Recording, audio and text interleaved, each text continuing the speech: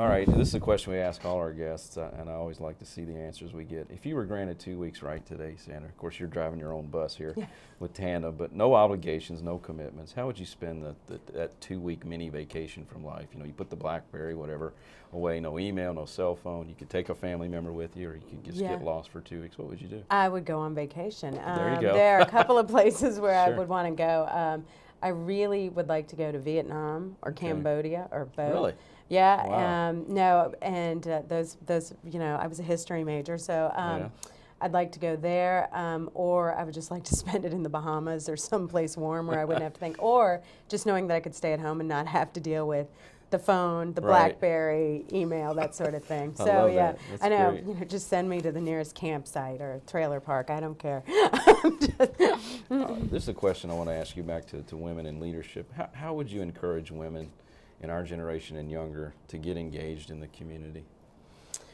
What would you recommend you know, to do? and this sounds really odd, but I would sort of go the non-traditional route. I think you can certainly go to certain volunteer organizations and they can put you in the right spot. But the way that I sort of think about it is you know, big brothers, big sisters, or a nonprofit that has a need that you're interested in, whether it's the Humane Society, animal welfare, something like that, and really get involved in it, because I think all too often a lot of nonprofits don't understand, or it's not that they don't understand, they're not aware that they have this sort of group of volunteers who would probably be great board members, who've got their own network.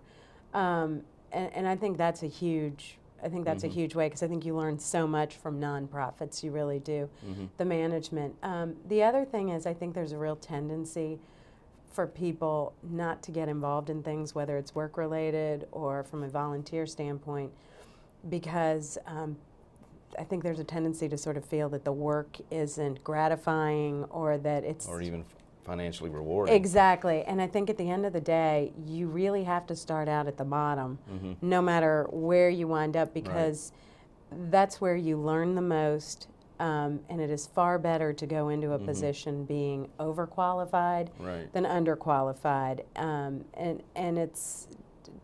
to me, it's one of these things where never be afraid to start out below your qualifications, because you will prove yourself much faster, and at times it will be demeaning and that sort of thing, but you just have to go on and move on with it.